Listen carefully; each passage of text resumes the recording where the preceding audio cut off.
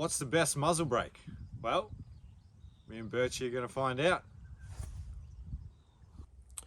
To find the best brake, we're going to throw all the muzzle brakes that we have on hand on the Recoil sled to begin with, and we'll see how they all stack up against each other and what the separation looks like between them. The barreled action that we're going to be running on the Recoil sled weighs 10 pounds. It's running a 6.5 Creedmoor, and we're going to be shooting 140 Hornady match factory ammo through it. So it'd be interesting to see how they all stack up against each other.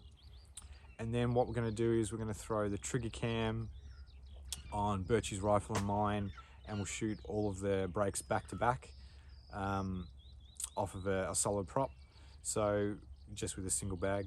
So we'll see how they all perform with Birchie's style and his setup versus my style and my setup. His is very different to mine, and that's why I chose Birchie, because he's a top 5 shooter here in Australia as well. And his ATX is what, about 22-23 pounds. It's got the 6.5 Creedmoor barrel on it at the moment, so more recoil again, just to show the contrast between the two. His style is shouldering the rifle and then holding down on his weights on the forend as far forward as possible to control muzzle rise and recoil that way. So we'll see how the brakes work for him and what he's doing. And then you've got me with my Manners stock, very different setup, weighs about 26 pounds, it's a 6BR, and I free recoil mostly. So my shoulder is about a 1/4 inch away from the butt pad at all times. I'm holding down over the top of the scope, pushing forward, and then pulling backwards with my firing hand. And when the rifle's recoiling, I'm allowing it to track backwards a little bit. I'm really just holding down so that it keeps it flat as it tracks backwards. And when I'm successful with that, let's say 7 out of 10 times, I'll get no more than 2/10 of muzzle rise, really, from what I can tell. So it works really well for me at the moment. So we'll see which brakes allow me to shoot like that, which ones are successful, which ones are not. And we'll see how they look for Birchie as well with his technique and his setup, just to give you guys really good contrast between the two, in case that's how you shoot. So we'll run through all the brakes quickly, and then we'll throw them on the Recoil sled and get into it.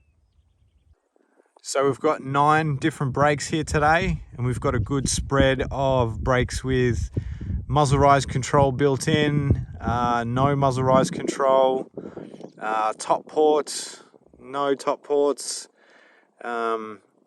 straight cut like side 90-degree ports, and yeah, it should be interesting to see how they all perform. So we've got the $50 gun bloke eBay muzzle brake. It's got 3 large ports that are straight cut, with the first port being larger than the sequential ports, which is good. That's how a brake should be designed, so it'll be interesting to see how that performs, the cheap brake. Then we have another straight cut for the first port. This is the Insight Heathen 3-port, and then the second and third port is angled rearward. So it'll be interesting to see how that performs, because it's quite a small one. This is a similar size. This is the Hawkins tank. Interestingly, they chose to have the first port the smallest, and then they get slowly larger. Most people do it the other way around, so it'd be interesting to see how that performs. Then we have the EC tuner brake, which a lot of guys wanted to see. This one's interesting in that it has a blast chamber for the first 3 ports. I don't know if you can see that, but it's pretty much a giant hole through, and then it comes rearward in the last 2. And the idea behind it, I guess, is to cut down on muzzle blast. Yeah, you'll see it sort of there. There's not much meat there at all. It's just a massive hole through it. So it's a similar concept to like tank and artillery brakes. So yeah, it should have little muzzle blast, but it'll be interesting to see how much performance it has. Then we got the HELLFIRE match. Good brake from Area419. Again, a straight-ish first port to cut down on muzzle blast, with the ports getting small towards the end and them being more angled upwards to fight muzzle rise. The TMB has a similar concept with the ports fighting muzzle rise and recoil, so it'd be interesting to see how that performs. Then we got the Sidewinder. It's pretty much the same thing, just a bigger version. You know, these are very popular, has a great mounting system, but these are more of a Magnum size brake, so it'll be interesting to see how it performs on the Creedmoor. Then we have the Little Bastard from APA, excellent little brake, all rearward angled ports, similar to the TMB in their shape, except the gas deflection is less. There's very small gas deflection features in the Little Bastard compared to the TMB, and it has top ports to fight muzzle rise. For the tests for both of these two, on the sled and through the scope, we're going to leave all of the top ports open because that's pretty much how everyone shoots them. But with saying that, having the top ports open will drop port pressure, and that will lower its efficiency and ability to fight recoil. So yeah, it comes down to, you know, do you want muzzle rise control? Do you want recoil? We left them open because that's how everyone else runs them, but yeah, we'll see how they go. So this is the Fat Bastard. It's slightly larger in diameter. It's, you know, 1.1 compared to 1 inch. It's pretty much, you know, the recoil champion among most people, with the exception of the TMB. And I expect it to finish second pretty much in every test. It's an excellent brake. It fights recoil well, and it fights muzzle rise well. They're all rearward facing ports. And yeah, this is also a Magnum sized brake, so it'd be interesting to see how it performs on the 6BR and the 6.5 Creed. But I imagine because the ports are still appropriately sized, they're not, you know, dramatically crazy big, I think it should still perform really well.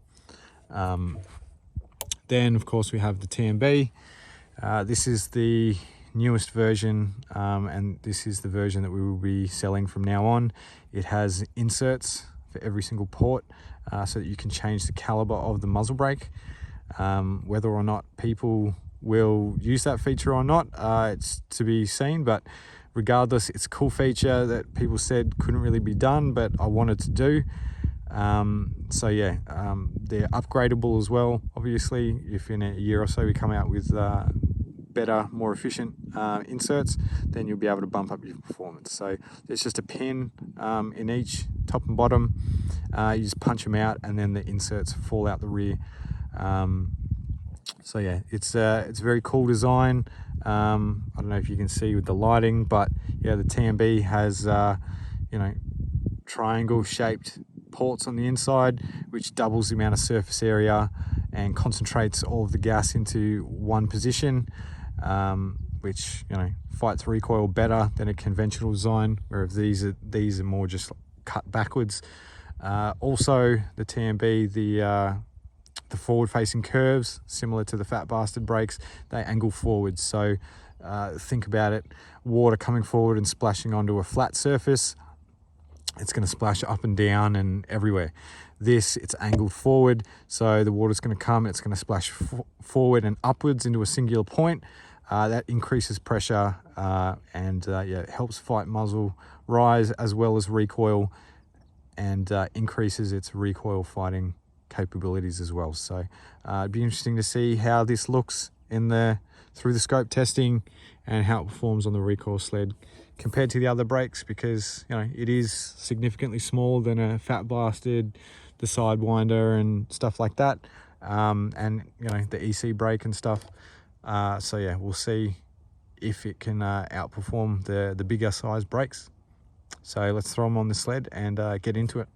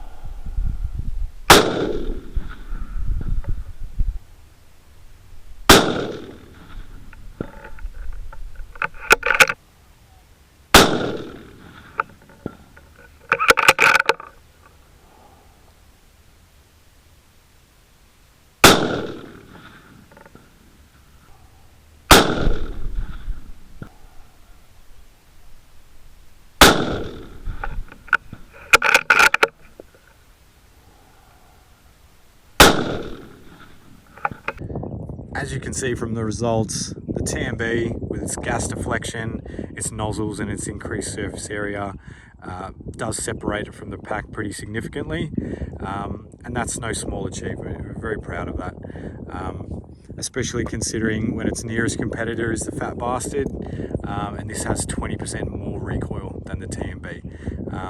This is an excellent product. This is what I had before the TMB, and this is what I would run if the TMB didn't exist. So yeah, this has always been better than pretty much every product on the market, and to beat it by 20%, that's pretty significant, and we're very proud of that. So yeah, you just really need to decide if you want the outright performance that a TMB provides, or if you want, you know, a straight cut reduced concussion design that will give you typically around 35 to 40% more recoil than the TMB. And hopefully through the scope footage shows that, you know, what you're getting yourself into and what can be gained from having a TMB, and potentially getting used to that concussion if you can, and if not, what you're giving up for a design like these that just, you know, more gas escapes through the end of the muzzle than coming out the sides because of the straight cut ports and its lack of gas deflection.